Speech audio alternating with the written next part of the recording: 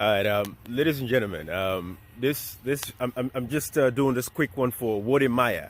So if you guys, Wode Maya is currently visiting Sierra Leone, and Wode Maya, I want to thank you first of all, my brother, for loving Africa the way you do, because I've seen a lot of your videos, anyways. And by the way, I'm Ibrahim, and traveling around, giving us perspectives in different countries within Africa and outside of Africa. So we appreciate that.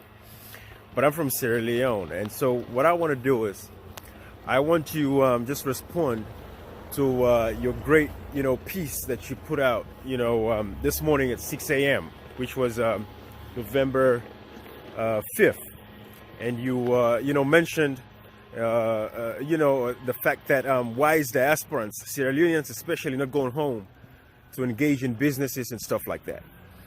So it's a very good point that you've made. However, I wanted to point out a few things to you, because I can tell you there are countless of stories of Sierra Leoneans. I'm taking a walk, so I decided to just do this because, the weather is nice outside. So I said, let me take a walk and talk and do this. There's countless stories of Sierra Leoneans that have gone through some really, heartaches, when it comes to, trying to, do what they could do, to help the country. I can tell you this. Recently, there was a video of a lady that I personally know in America here. She lives in the United States, and she was trying to help, with some science program back home in Sierra Leone. And she was actually trying to register our organization. And unfortunately, they lost her paperwork 3 times. Because when you want to register a business back home in Sierra Leone, as a Sierra Leonean, the headache that you go through, let me turn around. There's too much noise back there. But the headache that you go through to set up that business, it's not like any other, Wode Maya. People have tried, Sierra Leoneans have tried, they've lost so much money. People have taken everything they have, all the investments, and they took it back home in Sierra Leone to do business there. They would kill your business. Hey, how you doing? They'll kill your business. So that's exactly what the problem is.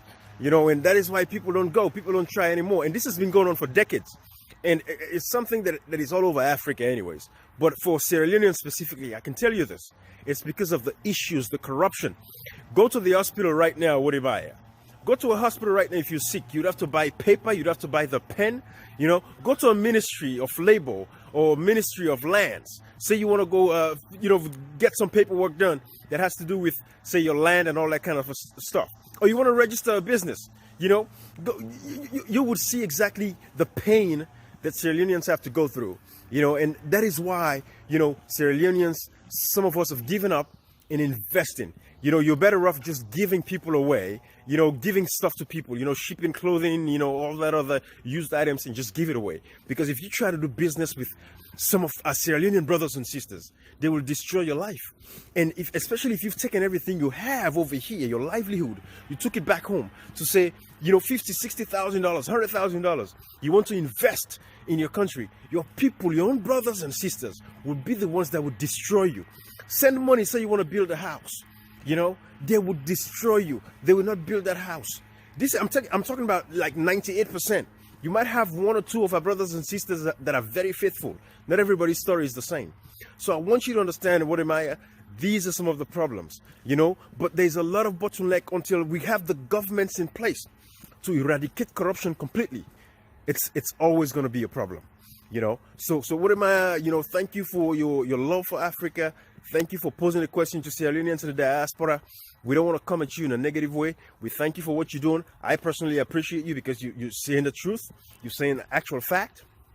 And members of the current government will tell you this, because there's a saying in Africa, where they tie the cow is where the cow is going to feed.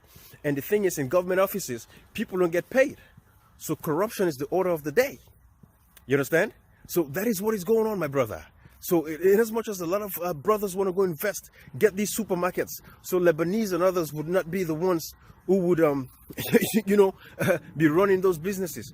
But if you as a Sierra Leonean, you go to Sierra Leone to invest in those businesses, they will frustrate you for the rest of your lifetime. But in fact, some of these government officials will take the foreigners, serious and better than you.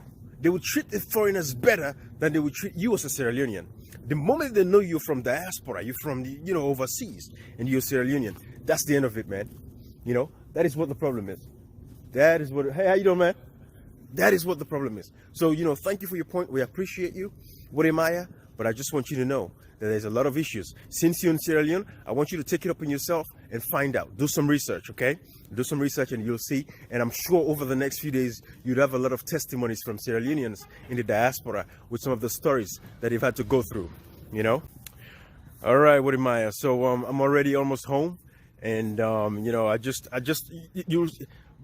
What am I? So you'll see some of the stories they'll tell you, okay? But thank you for your time. I appreciate you. I'm already home, so I'm just going to leave it here for you. But thank you for taking the time. We appreciate you and everything you've said about Sierra Leone. Hopefully the government will listen to you and they'll do enough to ensure that diasporans will show up. Okay, my brother?